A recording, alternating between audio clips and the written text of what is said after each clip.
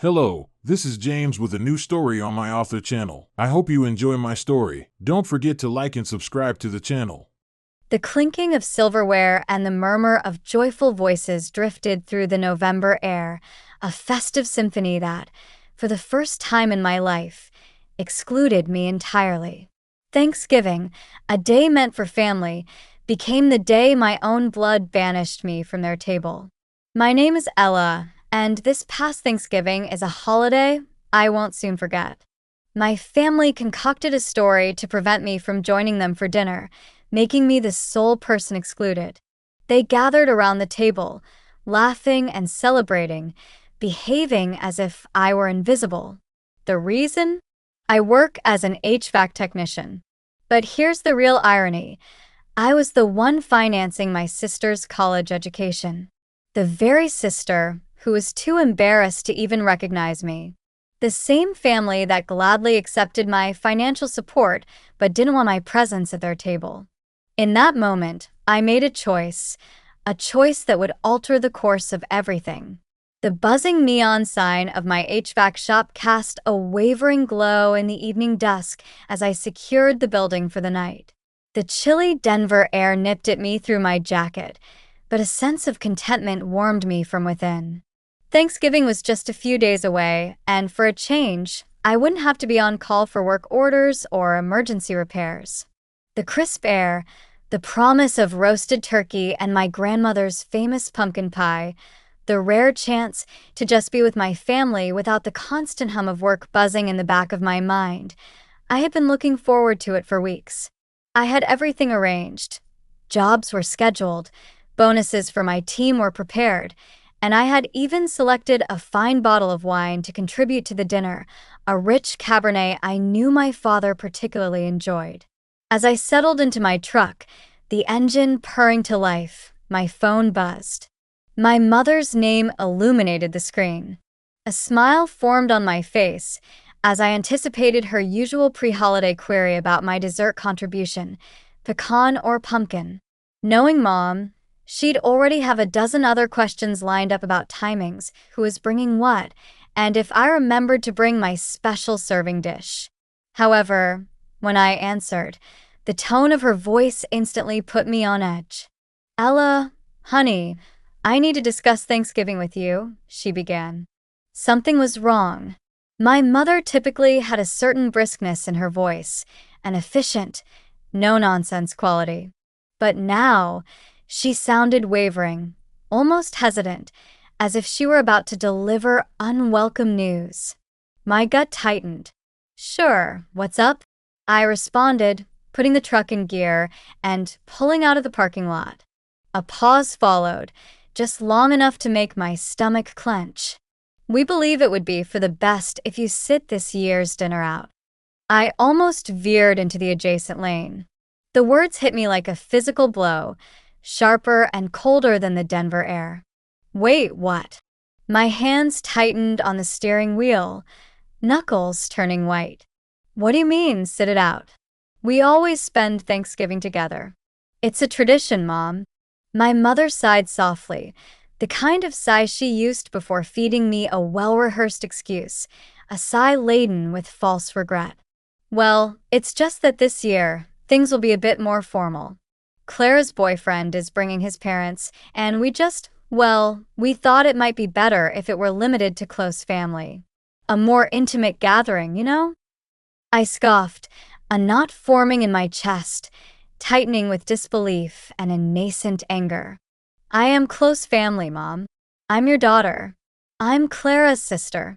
"Of course you are, sweetheart," she said hastily, her voice thick with forced sincerity that grated on my ears. "It's just, you understand how these people from professional circles can be. Liam's parents are very well connected from old money. It's crucial for Clara to present herself well, to make the right impression. This could be a really important step for her future." And there it was. The unspoken message struck me with the force of a physical blow. My profession, my entire life, wasn't up to their perceived standards. My work, which had paid Clara's way through every single semester, was suddenly a liability. So what, Mom? Because I don't wear a suit and tie, because my hands get dirty. I'm not worthy of a seat at the table? Is that what you're saying? My voice rose, anger simmering just below the surface, threatening to boil over. Ella, don't turn this into something about you. I let out a humorless laugh, a harsh sound that echoed in the confined space of my truck. Oh, I see. So it isn't about me. It's just about ensuring Clara isn't mortified by her blue-collar sister. Is that it? The HVAC tech, who smells faintly of refrigerant and grease. Not exactly the polished image she wants to project, right? She offered no reply.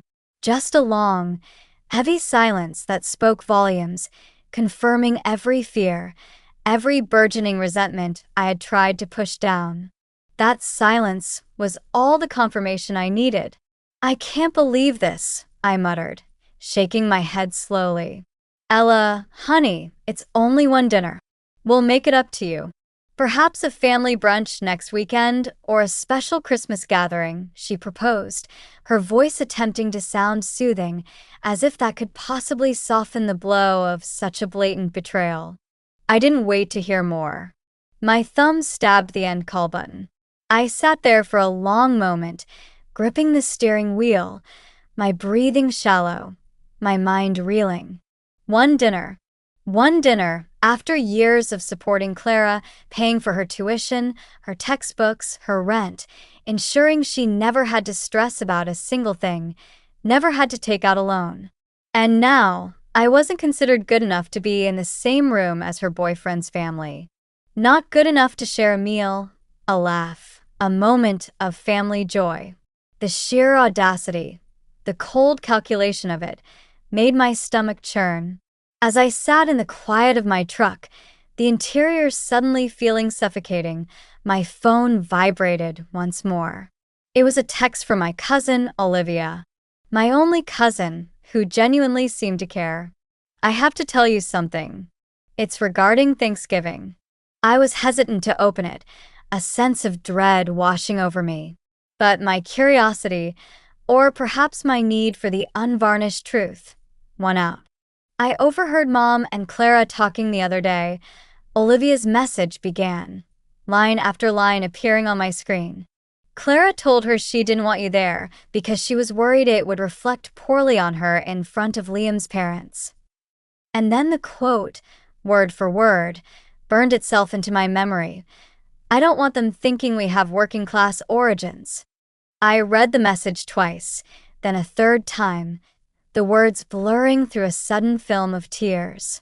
My stomach plummeted, a cold, hard knot forming in my gut. My own sister, the one whose textbooks, tuition, and rent I had been paying for years, was ashamed of me. She was ashamed of my work, ashamed of the life I had built with my own two hands. The irony was a bitter taste in my mouth.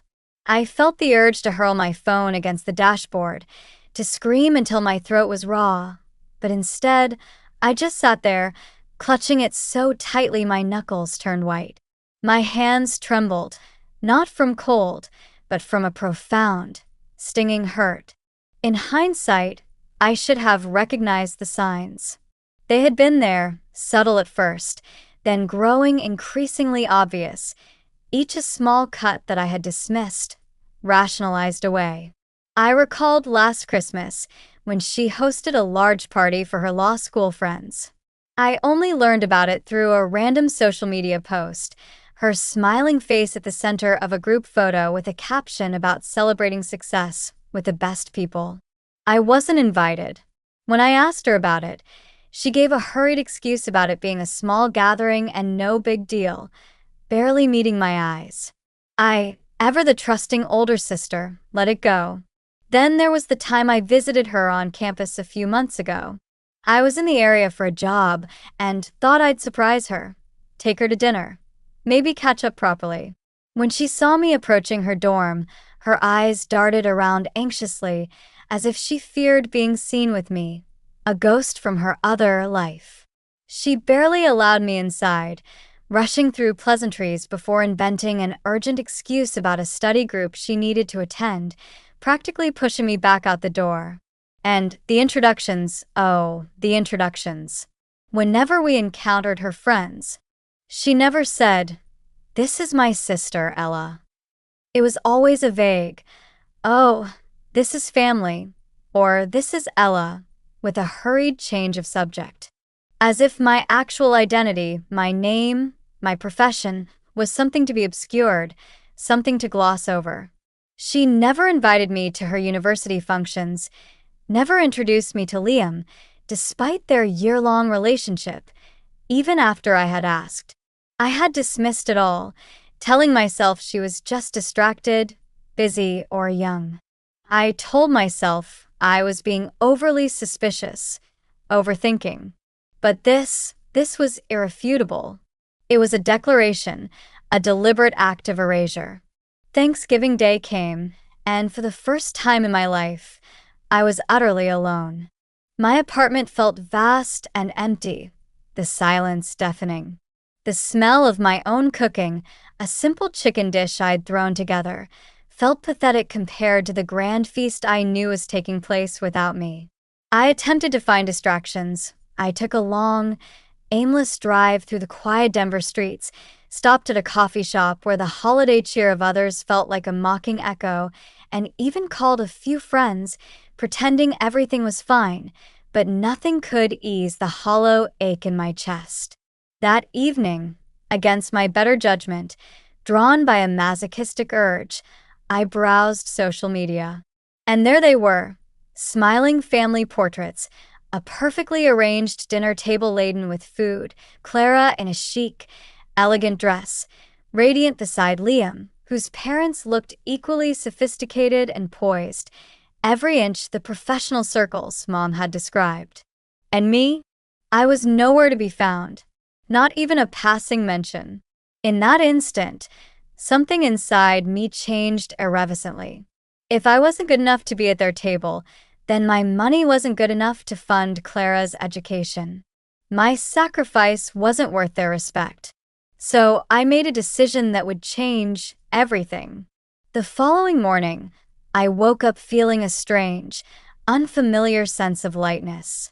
It wasn't quite relief, but more like a profound clarity, the kind you experience only when you cease making excuses for people who don't merit them. The fog of doubt and hurt that had clouded my mind for days began to dissipate. I brewed my coffee, the rich aroma filling my quiet kitchen, sat at my kitchen table, and opened my laptop. Logging into the university's payment portal had become a routine for me over the years. I knew the password to Clara's account better than my own streaming service login. It was a familiar, almost automatic sequence of clicks. Due date: 2 weeks. Balance: $21,500. I stared at the figure, a number that represented countless late nights, skipped vacations, and personal sacrifices.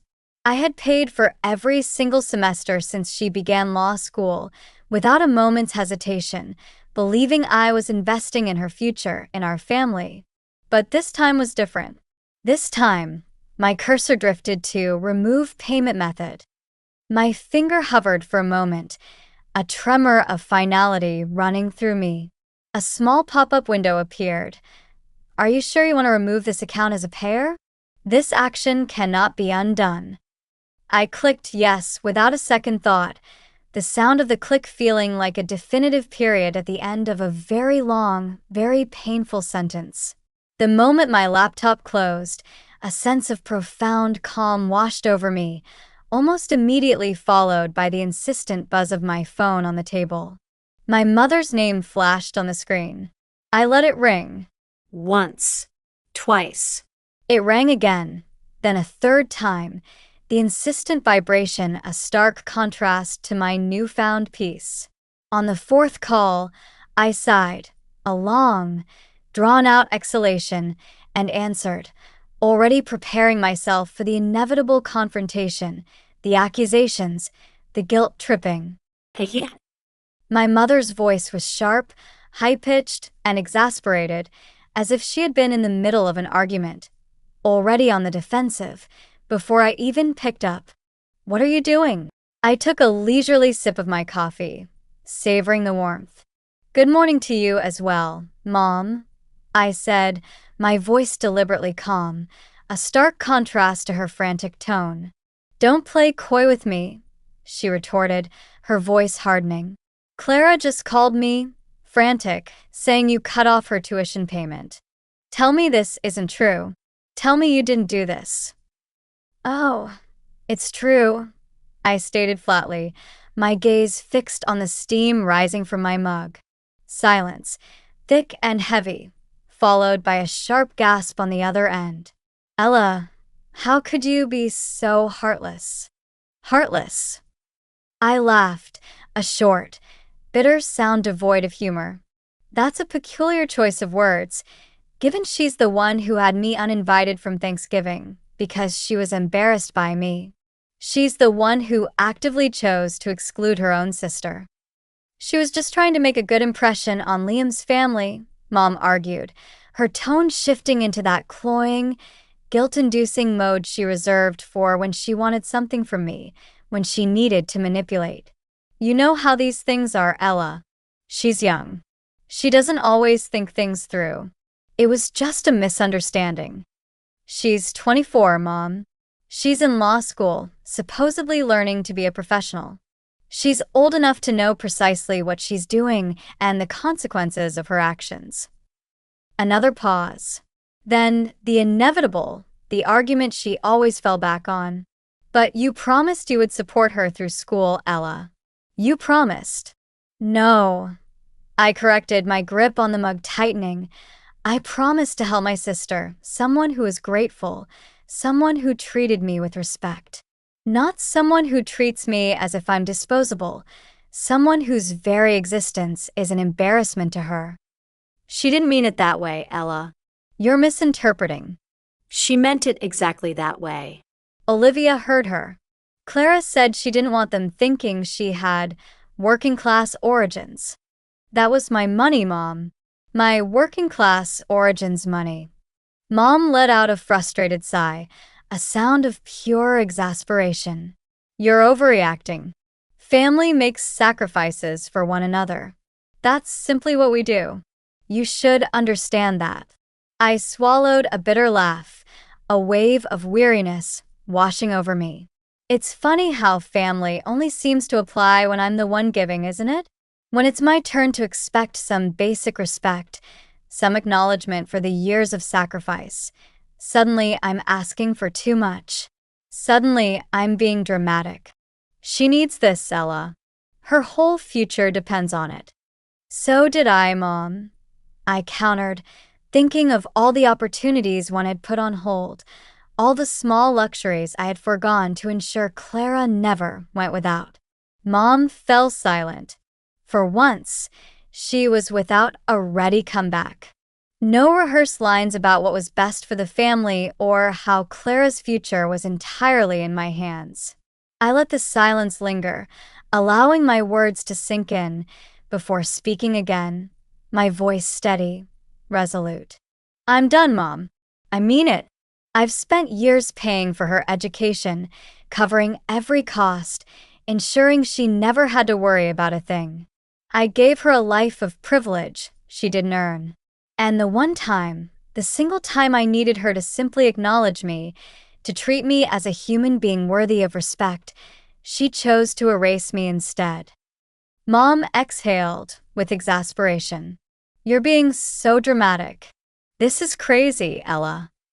"I think we're finished here," I said, ignoring the sharp pain in my chest that still lingered beneath the resolve.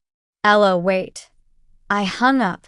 For a long moment, I just sat there, the phone heavy in my hand, my pulse thrumming in my ears. I had done it. I had actually gone through with it. A part of me should have felt guilty, a flicker of doubt, but that part was so small, so buried beneath years of resentment, of being taken for granted, that I barely registered it. Instead, I felt something else, something dangerously close to satisfaction. A fierce, quiet triumph. I sat in the dim light of my living room, the city's hum a distant murmur through the thick windows. The half-full coffee cup on the table was long cold, but I didn't stir. My mind was too busy sifting through years of memories, each one a piece of a puzzle I had long refused to assemble. Clara had been ashamed of me for a long time. I just hadn't been willing to see it. The clues had always been there, subtle at first, then growing increasingly overt. I recalled the way she'd cringe when I mentioned my work in casual conversation with her friends, quickly changing the subject or laughing nervously. Or the time I'd visited her on campus, and she'd introduced me simply as Ella, then quickly ushered me away, as if my presence was a timed inconvenience rather than a welcome visit. The common thread was clear. My working-class origins were a stain she desperately wanted to hide. The realization burned through me, a slow, searing anger directed not just at her, but at myself. For years, I had permitted this to happen. I had let her take from me, diminish me, and get away with it because I believed family meant something more. I believed my love and sacrifice would eventually be recognized, that it would earn me the respect I craved. But family shouldn't be conditional, and love shouldn't come with caveats. I had been paying for her privilege, essentially funding her ability to look down on me. No more. The first call arrived less than 24 hours later. I was partway through my morning coffee when my phone buzzed on the counter. I glanced at the screen, knowing who it was before I even saw her name, Clara. I let it go to voicemail. It rang again and again, then a fourth time. I exhaled slowly, my grip tightening around my mug. I wasn't ready for this conversation. Actually, no, I simply didn't owe her one. The buzzing stopped, and a voicemail notification appeared. Against my better judgment, I listened. Ella, what the hell? I just got an email from the university saying my tuition payment was declined. This has to be a mistake. Call me back right now. Her voice was shrill, panicked, and utterly entitled. I set my phone down and took another sip of coffee, letting her stew in it. Another call, then another, followed by a torrent of texts. Ella, if you don't fix this, I won't be able to enroll next semester. You can't just do this to me. You promised. You're ruining everything. I started to type a response. Not my problem. But before I hit send, I paused. What was the point? She would never get it. No text from me would make her suddenly appreciate the years of effort I had invested in making her life easier. She could only see what she had lost, not what she had been given. She could only see herself as the victim. I deleted the message and put my phone on silent because I already knew what was coming. Clara wasn't the type to accept consequences gracefully. When she realized I wasn't going to respond, she went to the next best person, Liam. She arrived at his apartment, hair disheveled, eyes wide with panic, mascara smudged from a night of restless tears. He had barely opened the door before she stormed past him, pacing frantically across his living room like a trapped animal. I can't believe this, she breathed, her hands clutching her temples. Ella cut me off. Just like that. No warning, no explanation, nothing. My tuition payment was declined. Liam frowned, closing the door behind her, his own confusion quickly turning to suspicion. Wait, Ella? Your sister, Ella? Yes, she snapped, running a hand through her tangled hair. I just got the email. My tuition payment didn't go through. I've been calling her, but she won't answer. She's trying to ruin my life. Liam sat on the sofa, his expression clouded with confusion, a piece of information he'd received earlier that day clicking into place. Hold on, he said slowly. I thought your parents were paying for your school. You told me they were covering everything. Clara froze. For the first time in years, she didn't have a prepared excuse. She had never told him Ella was the one paying. Well, I mean, they help, but Ella was covering most of it, she mumbled, suddenly avoiding his eyes, her gaze fixed on a distant corner of the room. Liam's brow furrowed, his voice dropping, gaining an edge of steel. Most of it? How much are we talking about, Clara? She let out a nervous, almost hysterical laugh. I don't know, a few payments here and there. It's not a big deal. Clara, his voice was sharp now, cutting through her flimsy deception. How much? Tell me the truth. She swallowed hard, her shoulders slumping. All of it. His expression darkened, disgust slowly replacing confusion. So, let me get this straight. Your sister has been paying for your college this entire time.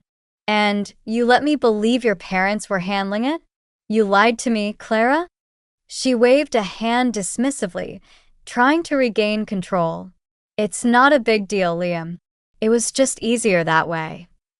Liam cut her off, standing up, his frame looming over her. And wasn't Ella the one not invited to Thanksgiving? What was that about, Clara? Was that easier, too? Clara's face flushed a deep, mortified red. That was different. That was just about appearances. How? Liam's voice was unnervingly calm, but it had an edge to it, a razor-sharp precision. He was done. Clara opened her mouth, but no words came out. And that's when Liam connected the dots, a cold fury settling in his eyes. The sister who's been funding your entire education wasn't good enough to sit at the dinner table with your boyfriend's family? The sister who has sacrificed so much for you was an embarrassment because she actually works for a living. His voice was low, but each word was a hammer blow. Clara scrambled for an explanation, her composure completely shattered. You don't understand, Liam. It was just about appearances, about making a good impression for us. It's not like I don't appreciate what Ella's done, but she doesn't understand the world I'm trying to enter, the professional world where these things matter. Liam let out a slow breath, shaking his head in disbelief. You mean the world where you lie about your background? The world where the people who actually support you aren't polished enough to be acknowledged, where you throw them under the bus for your own gain. Her throat tightened, her breath hitched. Wow, was the only thing he said before standing up and grabbing his keys.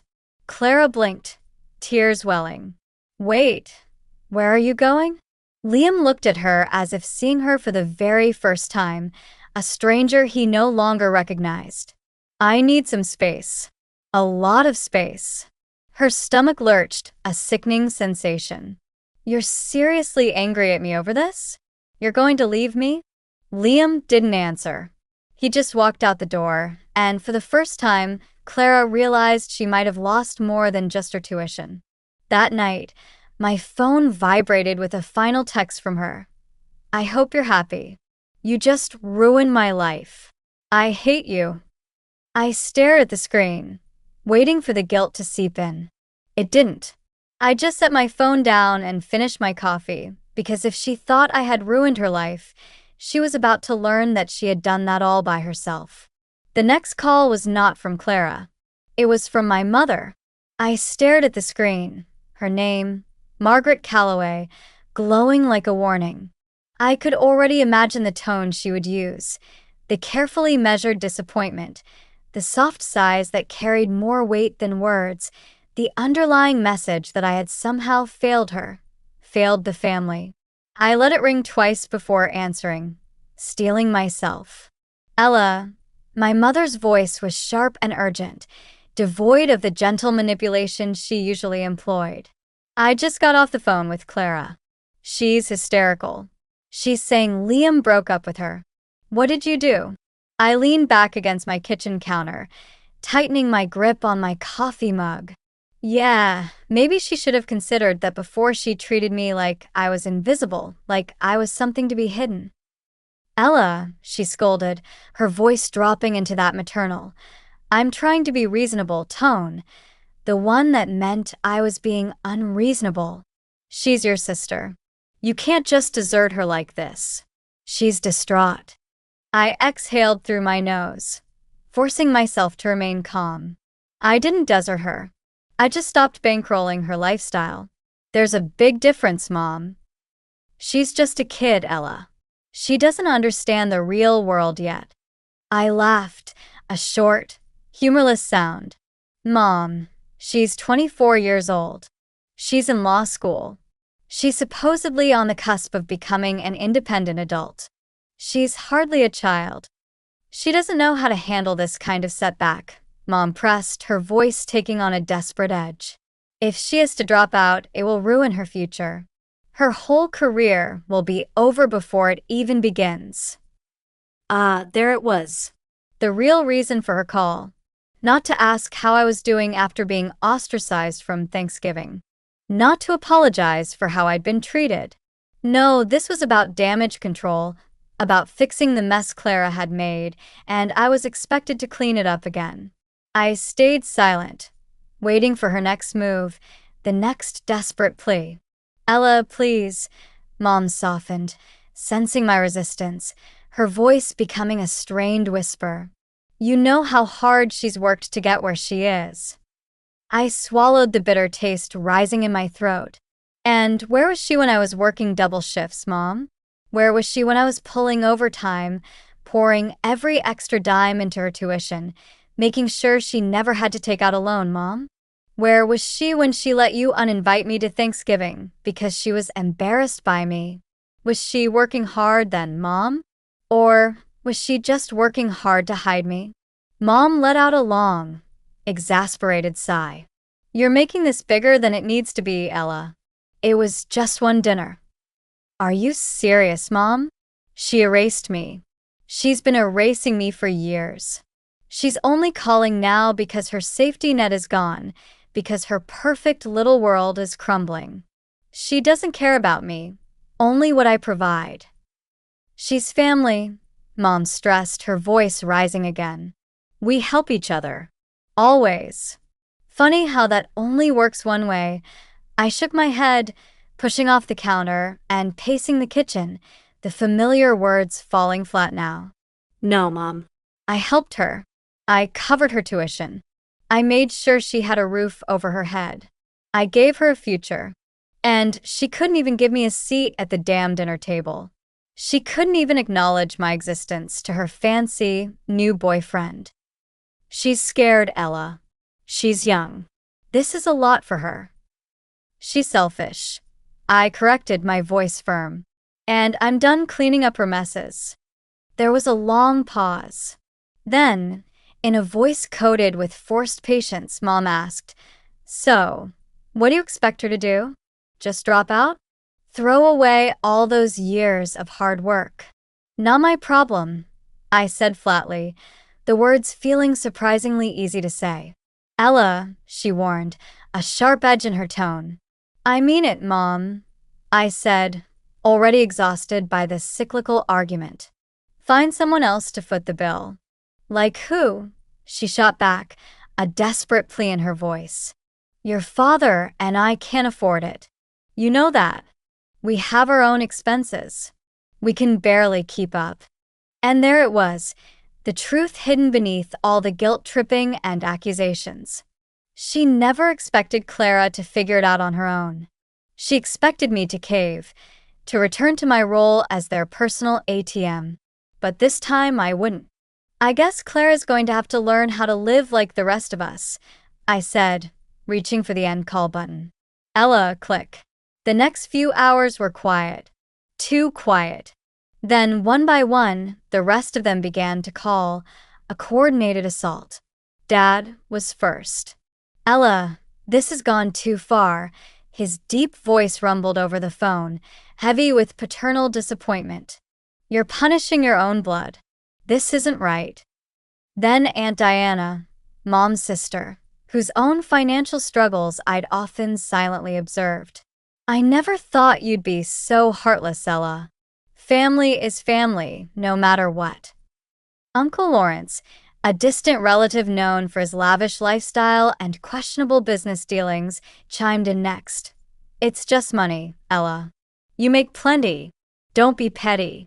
What's a few $1,000s when it comes to your sister's future? Cousins, family, friends, even people I barely spoke to, all chimed in with some variation of, Ella, how could you? Or, you're being so cruel. It was almost impressive, really, how quickly they had rallied behind Clara, how easily they had cast me as the villain, the heartless one. Not one of them had defended me when I was shut out of Thanksgiving. Not one of them had called to check on me, to see if I was okay after the betrayal. But the moment Clara lost her tuition payments, it was suddenly a family crisis, a collective outrage against me. I let their messages accumulate, unread, each notification a dull throb in my pocket. Then, just before midnight, Mom called again. This time, I answered. Let me guess, I said, my voice flat, devoid of emotion. You've gathered the entire family and decided to stage an intervention. Ella. This isn't funny. Clara is devastated. No, I agreed. It's pathetic. Mom sucked in a breath, a sharp, indignant sound. How dare you speak to me like that? How dare I? I let out a short, bitter laugh. Where were all of you when I was working weekends, pulling overtime, making sure Clara had everything she needed? Where were your lectures about family then? Silence. Where were you when she pretended I didn't exist? When she hid me from her friends? When she made it crystal clear that my life, my work, wasn't good enough for her? Where was your outrage then, Mom? Mom cleared her throat, a nervous cough. Ella, it's not like that. You're exaggerating. It is exactly like that. I snapped, my patience finally wearing thin. And let me be very clear, Mom. I'm done. Clara is on her own. And so are you if you continue to enable her. I hung up, and I meant every word. But Clara, she wasn't done fighting. At first, it was subtle, a lingering, uncomfortable look from a longtime client, a hesitation in the voices of family friends when they spoke to me, a vague coolness in their tone. I brushed it off, convincing myself I was being paranoid, imagining things. Then one afternoon, as I was finishing a routine HVAC inspection for Mrs. Davis, a woman who had used my services for years, her usual pleasant demeanor shifted. She gave me a pointed, disapproving look as she handed me the check. I never thought you'd abandon your own sister like that, Ella, she said, her voice carrying that same judgmental edge I had come to recognize all too well from my family. I froze, gripping the clipboard in my hands. Excuse me? She shook her head, sighing dramatically, as if bearing the weight of a great tragedy. Family is supposed to take care of each other. I just didn't think you were the kind of person to turn your back on your own blood, especially when she needed you most. There it was. The narrative, Clara's narrative, was spreading. I forced a tight smile, refusing to give her the satisfaction of seeing my pain. Well, Mrs. Davis, I suppose that depends on which version of the story you've heard. She pursed her lips, but said nothing more, her silence condemning. And I didn't give her the satisfaction of an explanation. Instead, I climbed into my truck, pulled out my phone, and opened social media. And there it was. Clara had been busy. Her posts were vague but pointed, carefully worded to make herself look like the victim without ever outright mentioning me. Some people love money more than family. So disappointing. Loyalty means nothing to them. I always believed in supporting your siblings, in being there for each other. Guess not everyone feels the same. Heartbreak comes in many forms, but betrayal by your own is the deepest cut. The comments were filled with an outpouring of sympathy and outrage on her behalf. I can't believe your own family would do this to you. You deserve better, babe. So strong. Stay strong, Clara. You've always been the sweetest and kindest. People like that will regret their choices one day. They always do. I scrolled through in disbelief, a cold dread settling in my stomach. My stomach clenched when I saw familiar names, distant relatives, family friends, even some of my parents' acquaintances who hadn't so much as sent me a text after Thanksgiving, now rallying behind her as if she were some kind of helpless, innocent victim. And then, as if on cue, my phone started ringing again. My aunt, then my uncle, then my mother. I silenced every call.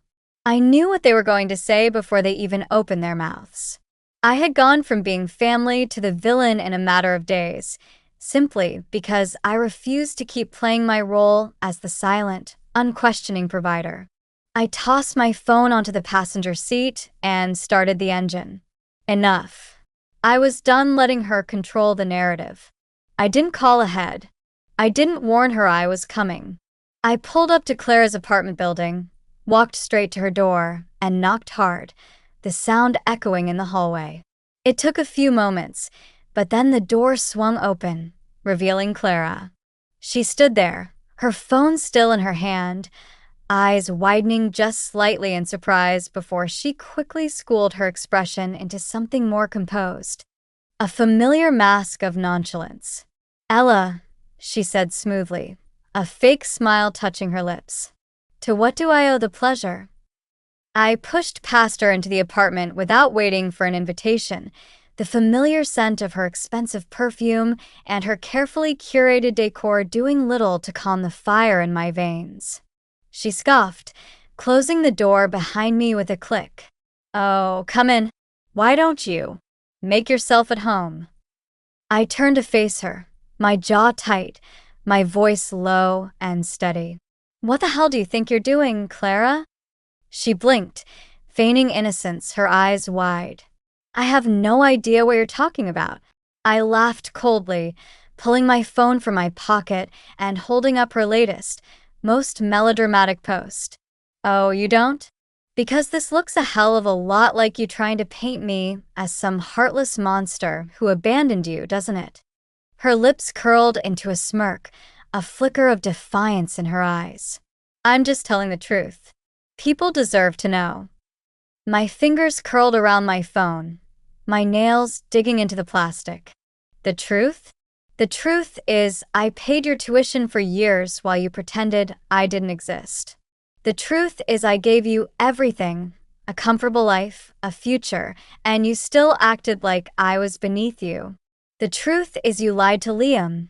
You lied to everyone because you were ashamed of the sister who was funding your entire life." She crossed her arms, her smirk widening. "And now you're mad because people are finally seeing who you really are. A selfish, petty woman." I took a step closer, lowering my voice, my gaze piercing. No, Clara. "You should be mad because this little game you're playing, it won't end the way you think it will. The truth has a funny way of coming out." Her smirk faltered just slightly, a flicker of uncertainty in her eyes. "Oh, please," she scoffed, trying to regain her bravado. "You think people are going to turn on me? I've built relationships, Ella. I have connections. My friends, Liam's parents, they understand the world I'm in. Meanwhile, you what? Fix air conditioners? Do you really think that makes you someone who matters in my world?" My jaw tightened, but I didn't let her words sink in, not anymore. They were just noise. I simply smiled, a cold, knowing smile. "Go ahead, Clara. Keep lying. Keep playing your little victim game. Keep manipulating people into thinking you're some helpless innocent." I turned toward the door, my hand on the handle. Then, just before leaving, I looked back at her, my eyes holding hers. "Because when this all crashes down on you, and it will, I won't be there to save you." And she was about to learn just how alone she really was, because her perfect little world was already starting to fall apart. I didn't have to do anything. Clara had spent years constructing a life on borrowed resources. My money, my sacrifices, my silence. She had built a house of cards, and now that I had pulled out the foundation, it was crumbling. And the best part? She had no one to blame but herself. Liam was the first to realize something wasn't right. It started with a simple, anonymous message sent to his inbox late at night, a cryptic tip from someone who clearly knew Clara's true story. Did you know your girlfriend has been lying about who's paying her tuition? Ask her about her sister, Ella. At first, he brushed it off as internet trolls, malicious people with nothing better to do. But something nagged at him, an uneasy feeling he couldn't shake, a gnawing suspicion that clicked with Clara's sudden panic about her tuition. He started digging. He contacted the university's financial aid office, pretending to be Clara, asking about payment statuses.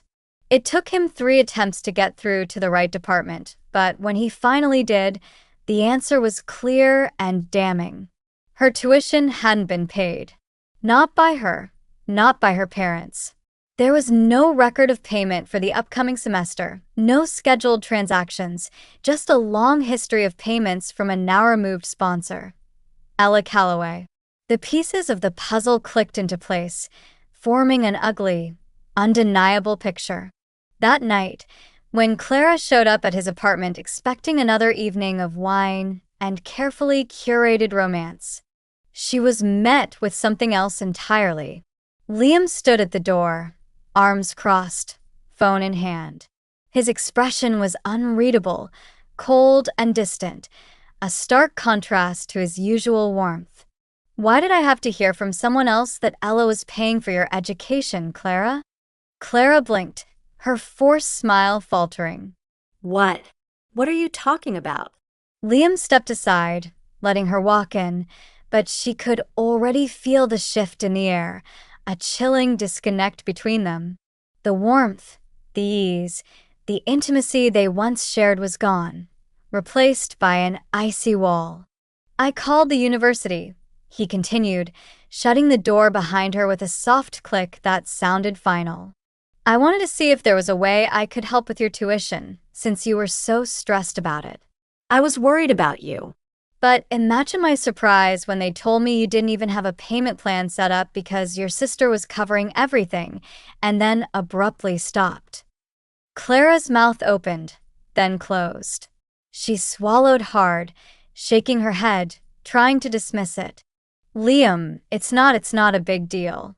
I was going to tell you, eventually. His voice was sharp now, laced with a potent mix of hurt and anger. You lied to me, Clara. You let me believe your parents were paying for school, that you had everything under control, that you were this independent, sophisticated woman, when all along it was Ella's money keeping you afloat. And then you have the audacity to badmouth her online, after all she's done? She tried to reach for his hand, her expression melting into something softer, something rehearsed, a plea for sympathy. I just didn't want you to think I was some kind of charity case, Liam. I wanted you to respect me. Liam pulled back, his hand recoiling as if burned. Oh, don't give me that. You had no problem using Ella as a walking ATM. And now that she's finally stopped funding your life, you're trying to ruin her reputation, playing the victim on social media? It's disgusting. Clara stammered, her voice thin. I wasn't. Liam let out a humorless laugh, a bitter, hollow sound. I can't believe I was so blind to this. I don't even know who you are anymore, Clara. Her chest tightened, a suffocating feeling. Liam, please. He exhaled slowly, then met her eyes, his gaze unwavering, resolute. I think you should go.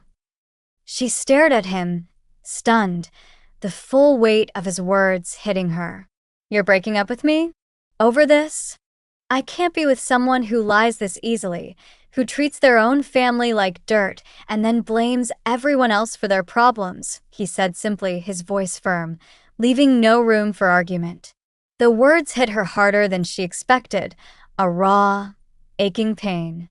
For the first time, Clara felt something crack inside her, the perfect facade shattering. She turned toward the door, waiting, hoping he would stop her. He didn't. The door closed softly behind her, leaving her utterly alone in the cold hallway. The next morning, she woke up to something even worse. She had barely slept, her eyes swollen and red-rimmed from crying, her phone clutched in her hands, waiting for a message from Liam that never came. But there was another notification waiting for her. An email with the subject, "Final warning. Tuition payment past due." She sat up abruptly, her heart pounding with a sickening dread. "Dear Miss Calloway," the email read, cold and impersonal. "This is your final notice regarding your outstanding tuition balance. If payment is not received within 48 hours, you'll be automatically unenrolled from your courses and your registration for the upcoming semester will be canceled. Sincerely, University Finance Office." Clara's stomach dropped. This wasn't happening. This couldn't be happening. She scrambled out of bed, hands shaking as she clicked onto the student portal. The balance was still there, glaring at her like an accusation. No pending payments, no extensions granted, nothing but the looming deadline. Her mind raced, desperate. A loan. She could apply for a student loan.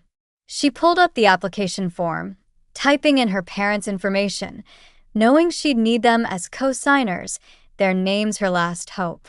Denied. A quick, automated message. Bad credit. Too much outstanding debt on their end. She gritted her teeth and tried again with a different lender, a different bank, frantically searching. Denied. Her hands clenched into fists, tears of frustration stinging her eyes. This wasn't how it was supposed to go. This wasn't her life. She picked up her phone, scrolling to Liam's name. She hesitated, her finger hovering over the dial button, then pressed call. Voicemail. She called again. Voicemail. A sob escaped her throat as she moved to the next contact. Ella. Her finger hovered over the dial button, a last desperate plea forming in her mind. But when she pressed it, the screen immediately flashed. User has blocked you. She was out of options. The world she had built, the future she had taken for granted, was crashing down around her, and for the first time, Clara truly realized just how alone she was. So, Clara did what she always did when cornered. She lashed out. I was in the middle of a staff meeting, discussing our new quarterly projections, when the front door to my office slammed open so hard it rattled the glass panels in the frames. The low hum of conversation around me died instantly. Every head in the room, from my senior technician, Mark, to our newest apprentice, turned toward the entrance, and there she was. Clara stood in the doorway, her hair a mess, strands plastered to her tear-streaked face, her eyes red-rimmed and wild, her breath heaving as if she had sprinted here in a blind rage. The look on her face was pure, unadulterated fury, raw and unhinged. "You ruined my life," she shrieked, her voice echoing off the walls. I set my clipboard down on my desk, exhaling slowly, a tired acceptance washing over me. "Here we go," I murmured under my breath. "No," I said, keeping my voice even, calm, a stark contrast to her hysteria. "I stopped paying for it. You ruined it yourself, Clara." A stunned hush fell over the office. Employees paused mid-task, their eyes wide with disbelief. A couple of clients in the waiting area exchanged nervous glances, their conversations cut short, but Clara didn't care. She didn't care about the audience or the scene she was causing. She was here to make sure I suffered, to pull me down into her self-made chaos. "You abandoned me," she spat, stepping further inside, her hands clenched into fists. "You left me with nothing. How could you do this to your own sister? Your own flesh and blood." I crossed my arms, leaning against my desk, my gaze steady. "That's funny. I don't remember you calling me your sister when you were lying to your boyfriend about where your tuition money came from. I don't remember you calling me your sister when you had me uninvited from Thanksgiving because my job embarrassed you." Her jaw clenched, her face contorting with rage. That's different. That was for my future.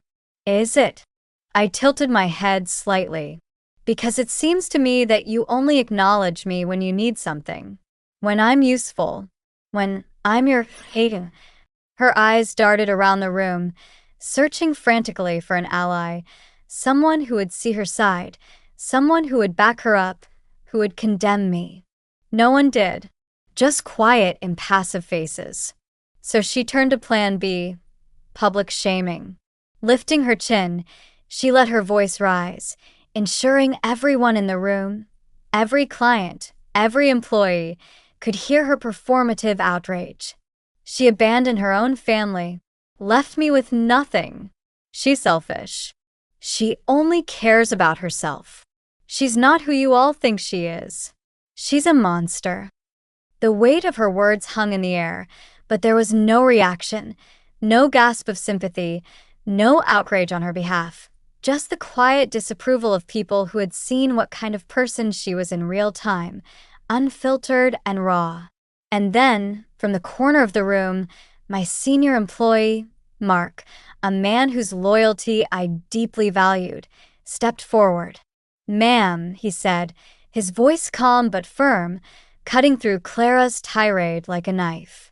"You need to leave. Now." Clara whirled on him, her eyes blazing. "Excuse me? Do you know who I am?" "This is a place of business," Mark continued unfazed, his steady gaze never leaving hers. "And you're disrupting it. You're disturbing our clients." "I'm her sister," she shrieked, pointing a trembling finger at me. Mark barely blinked. "And this is her business. You're trespassing." Clara let out a strangled, frustrated sound, like a wounded animal. "You don't understand. She's leaving me with nothing. She's ruining my future, my career." Mark didn't flinch. "No, ma'am." "She just stopped letting you take advantage of her. There's a difference." That was it. That was the moment the realization sank in for Clara. No one here was on her side. Not anymore. Not Mark, not the other employees, not even the clients. They saw her, truly saw her, for the first time. Security arrived within minutes, called by one of my employees without me even needing to say a word. They escorted her out as she screamed and cursed, her voice echoing down the street, her protests fading into the city noise. And just like that, she was gone. Later that night, my phone rang. I almost didn't answer, exhausted by the day's drama, but a part of me knew this was the last time they'd try, the last time they'd bother. I sighed and picked up. "Ella, we need to talk." Mom's voice was tight, strained, her usual performance of gentle concern stretched thin and breaking. I didn't respond, just listened. Dad cleared his throat, his deep voice sounding weary. "Look, honey, maybe things got out of hand. Maybe we all made some mistakes. But Clara's young. She needs help. She's desperate." I closed my eyes, pressing the phone closer to my ear. "Let me guess," I said, my voice flat, devoid of emotion. "You think I should help her? You think I should give in, just like I always have?" Mom exhaled sharply, a sound of frustration. "Ella, come on. Be reasonable. Maybe we can work something out. A payment plan. You're doing so well after all. Your business is thriving." I laughed, low and bitter, a harsh sound. I said, stretching my legs out on the couch, feeling surprisingly calm. "So now I'm part of the family again. When you need my money, when I'm financially useful?" "Ella, don't be like this," Dad said, his voice stiff with controlled anger. "We just think." "No," I interrupted, cutting him off definitively. Silence. "You think I'll cave? That I'll do what I've always done? That I'll sacrifice my peace, my hard-earned money, for her comfort, for her convenience? You think I'll go back to being your personal ATM, your family's safety net?" I shook my head, even though they couldn't see me. But I'm done. Find another A-team. Find someone else to clean up her mess. Because it won't be me. And with that, I hung up. And for the first time, I truly felt free. The weight I had carried for so long, the invisible burden of their expectations and Clara's entitlement, finally lifted. But freedom comes at a cost. The first few days after cutting ties with my family were eerily quiet. No calls, no texts, no guilt-tripping voicemails trying to twist my own emotions against me, just silence. It was a strange feeling, this newfound solitude, almost unsettling. After years of being bombarded with their demands, their manipulations, their expectations, I was free. And yet, there was still that small, lingering part of me that expected my phone to ring at any moment for someone to swoop in with another desperate plea, another condemnation. But no one did. Instead, the days stretched on, peaceful and uninterrupted, and for the first time, I allowed myself to breathe, to truly relax into the quiet. It was Olivia who finally broke the silence. I was on my lunch break, sitting outside my office with a coffee in hand, enjoying the crisp December air, when her name popped up on my phone. I hesitated for a moment, a ripple of apprehension. But it was Olivia. I answered. "Hey," I said, leaning back in my chair. "Hey," she replied, her voice softer than usual, a genuine warmth in it. "I wanted to check in, see how you're holding up after everything." I exhaled, letting my eyes drift up to the winter sky, a deep sense of calm settling over me. Honestly, leave. Better than I expected. Much, much better. There was a thoughtful pause. I figured, but I also figured you want to know what's going on with them. I didn't ask who them was. I already knew. Still, I didn't respond right away. Did I want to know? Did it even matter anymore? Olivia took my silence as permission to continue. "Clara moved back home," she said, her tone neutral, almost pitying. "She's taking a break from school.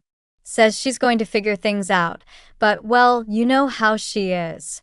She's blaming everyone but herself. And Liam's completely gone. Blocked her, apparently." I closed my eyes, unsurprised. It was the predictable outcome. And Mom and Dad?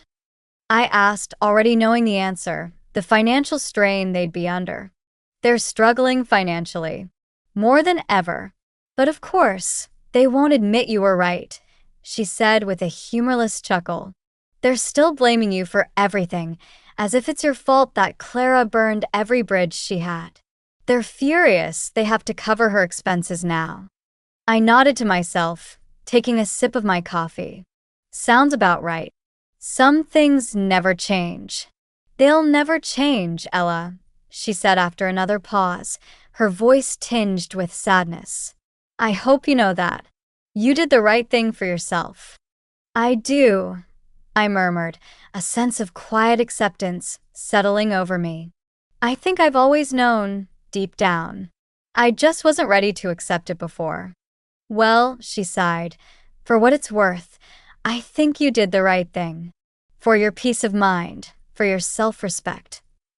A small smile tugged at the corner of my lips. Thanks, Liv. Really? Anytime, she said. And hey, Merry Christmas.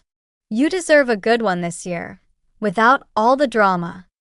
The day before Christmas Eve, I found myself sitting at my desk, staring at expansion plans for my business. It was growing faster than I had ever imagined. More clients, more employees, more opportunities. The capital I had once poured into Clara's tuition was now being invested into my own future, my own dreams. For so long, my success had felt like something I had to downplay, something to apologize for, a source of quiet shame, because it highlighted the perceived differences between me and my family. But not anymore. I wasn't ashamed of the life I had built with my own two hands, the honest work, the genuine connections I forged with my community. I was investing in myself now, not in people who saw me as nothing more than a walking bank account. And that was the most freeing realization of all. That night, as I was winding down for bed, the house quiet and peaceful, my phone buzzed on the nightstand. I glanced at the screen. A text from my mother. "Merry Christmas, Ella. We miss you. Let's talk. Things are hard." I stared at the message for a long time, my fingers hovering over the screen, a ghost of old guilt trying to stir. A year ago, I would have jumped at the chance. I would have let that guilt guide me, would have second-guessed myself, would have immediately called back, hoping for reconciliation, for acceptance. But not this time. I took a deep breath, exhaled slowly, then deleted the message. I had nothing left to say.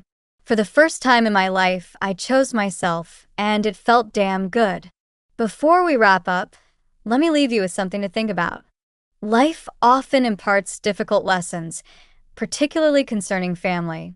We are taught to believe that family is paramount, that no matter what, we should always be there for them.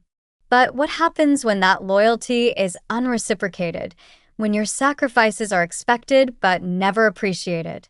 When your very existence is seen as an embarrassment? Stepping away from a harmful family environment doesn't mean you don't love them. It doesn't mean you're selfish. It means you're finally choosing yourself, prioritizing your own well-being and self-respect over toxic dynamics. And that's not something to be ashamed of. It's something to be profoundly proud of. If there's one thing I hope you take away from my story, it's this: your worth is not measured by what you can do for others. You are not a financial resource. You are not a stepping stone. You deserve respect, even from the people who share your blood. And if they can't offer that, you have every right to walk away. Now, I want to hear from you. Have you ever had to set boundaries with family? Have you ever walked away from a situation that was draining you emotionally or financially? Share your experiences in the comments below. I read every single one. And if this story resonated with you, if it made you feel seen, leave a 1 in the comments or tell me where you're watching from. If you didn't like it, tell me why. I want to hear your thoughts. Make sure to subscribe to the channel so you don't miss the next story. Trust me, we have plenty more to tell. Thanks for watching, and remember, choosing yourself is never the wrong choice. See you in the next one.